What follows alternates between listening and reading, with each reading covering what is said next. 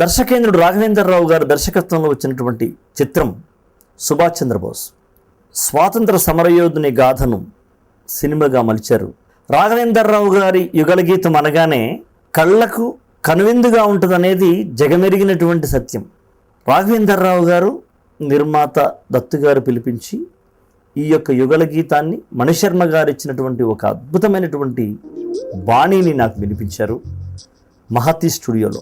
అది విన్న తర్వాత రాఘవేంద్రరావు గారు తన కారులో కూర్చోబెట్టుకుని ఈ పాటని ఒక కొలనులో అద్భుతమైనటువంటి దృశ్య కావ్యంలాగా తీస్తున్నాను, ఆ కొలనులో వచ్చేటువంటి వస్తువులను మాత్రమే ప్రతీకగా తీసుకుని నువ్వు ఈ పాట రాస్తే కరెక్ట్గా ఉంటుంది, సరిగ్గా కుదురుతుంది అన్నారు రాఘవేంద్రరావు గారు.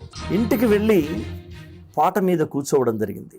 ఎంతకీ పల్లవి తట్టకపోతే రాఘవేంద్రరావు గారు పాటలు ఎలా తీస్తారు అనుకునగానే సడన్గా నాకు ఆయన బొడ్డు మీద వేసే ద్రాక్ష పళ్ళు గుర్తుకొచ్చాయి.